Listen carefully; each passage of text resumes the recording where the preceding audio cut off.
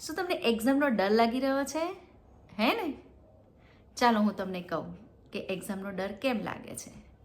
Number 1, આપણે હજી સુધી તો ગોલ જ સેટ નથી કર્યો કે આપણે એક્ઝામ કેમ આપી રહ્યા છે. નંબર 2, હજી સુધી આપણે ફિક્સ જ નથી કર્યું કે મારે આગળ જઈને બનવાનું શું છે, હું શેના માટે એક્ઝામ આપી રહ્યો છું. નંબર 3, સ્કેટર્ડ છે બધું, કંઈ ખબર જ નથી પડતી, ડિસિઝન જ નથી લીધો હજી કે મારે આગળ જઈને શું કરવાનું છે. આ 3 રીઝન્સ એવા છે કે જેનો આન્સર એક પેરેન્ટ પાસે છે, એક સ્ટુડન્ટ પાસે છે અને કંઈક ને કંઈક એ ટીચર પાસે છે.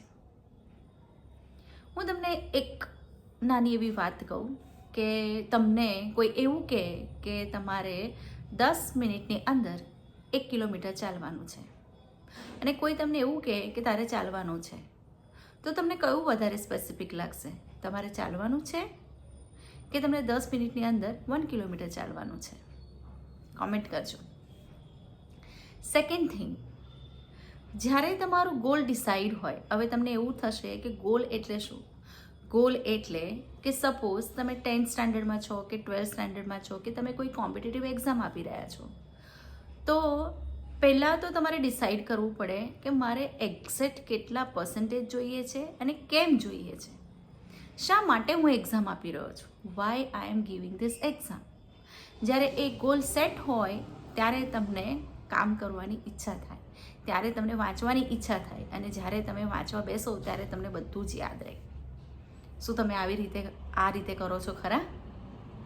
નેક્સ્ટ થિંગ, હજી સુધી ડિસિઝન જ નથી લીધો કે 10thમાં હું એક્ઝામ તો આપી દઈશ, હું 90% લાવી પણ દઈશ, પણ 90% લાવ્યા પછી શું? એ પણ મોટું ક્વેશ્ચન માર્ક છે. તો એની પણ ક્લેરિટી હોવી જોઈએ ને. એ ક્લેરિટી હોય તો જ તમને ખબર પડે કે મારે 90% કેમ લાવવાના છે. નંબર 3, જે એક્ઝામ તમે આપી રહ્યા છો એની અંદર કોઈ પર્પઝ નથી કે મારે શું બનવાનું છે, હું શેના માટે ભણી રહ્યો છું. એ જ જો આપણને ખબર ના હોય તો શું આપણે આગળનું કંઈ સ્ટેપ લઈ શકીએ ખરા? એટલે જે આ બધું ગોળ થઈ રહ્યું છે ને એની અંદર તમને ડર લાગી રહ્યો છે. અગર તમારું માઇન્ડસેટ ફિક્સ છે કે મારે આ જ કરવાનું છે તો તમને ડર નહીં લાગે.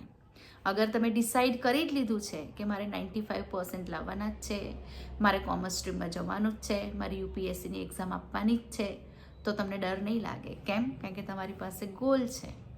અગર તમે ડિસાઈડ કરી જ લીધું છે કે ભાઈ મારું આ પર્પઝ છે, મને આ ગમે છે અને આ ગમે છે ને અચીવ કરવા માટે હું એક્ઝામ આપી રહ્યો છું, તો તમારો ડર ઓછો થઈ જશે.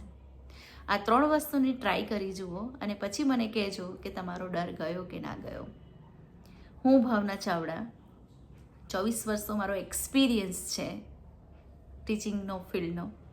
મારી જર્નીની શરૂઆત મેં એઝ અ ટીચર કરી હતી અને ત્યાં હું કોમ્પિટિટિવ એક્ઝામ્સની પ્રિપેરેશન કરાવતી હતી. ત્યારે ઘણા સ્ટુડન્ટ્સ મારી પાસે આવતા હતા અને મને પૂછે કે ભાવના મેડમ, હું શું કરી શકું? આગળ જઈને હું શું બની શકું? એઝ અ ટીચર હું આન્સર આપતી હતી, બટ મને સેટિસ્ફેક્શન નહોતું થતું કે શેના માટે કે હું આ જે મારી પાસે કોઈ સ્ટુડન્ટ અપ્રોચ કરી રહ્યો છે તો એને પરફેક્ટ આન્સર કેમ નથી આપી શકતી. પછી હું કચ્છમાં હતી અને કચ્છથી મૂવ ઓન થયું અહીંયા બરોડાની અંદર. ત્યાં મેં પોદાર સ્કૂલ જોઈન કરી. ત્યાં પણ હું કોમ્પિટિટિવ એક્ઝામ્સની કોર્ડિનેટર જ હતી અને ત્યાં પણ સેમ જ ક્વેશ્ચન આવ્યા. અને ત્યારે મારી લાઈફમાં ફાતિમા આવી અને ત્યાંથી પછી મેં કરિયર કાઉન્સલિંગનો મેં ડિગ્રી સર્ટિફિકેશન કોર્સ કર્યો. એ કોર્સ કર્યા પછી મને ક્લિયર થયું કે આપણે વાતો કરીએ છીએ ને કે 10મા પછી આ લઈ લો, પેલું લઈ લો, બટ એવું નથી હોતું. It's a process, it's scientific. એની અંદર સાયન્સ છુપાયેલું છે. અને હવે ઘણા વર્ષોથી હું કરિયર કાઉન્સલિંગની આ સેવા આપું છું. સેકન્ડ, લીડરશિપનો મેં ઇન્ટરનેશનલ કોર્સ કર્યો છે, એટલે હું લીડરશિપ એટલે એ પણ કોચિંગ કરું છું. 3, ઇંગ્લિશ ટીચર છું તો સ્પોકન ઇંગ્લિશના ક્લાસીસ પણ કરાવું છું. નંબર 4, હું વનનેસ યુનિવર્સિટી સાથે જોડાયેલી છું, એનલાઇટન સ્ટેટમાં છું.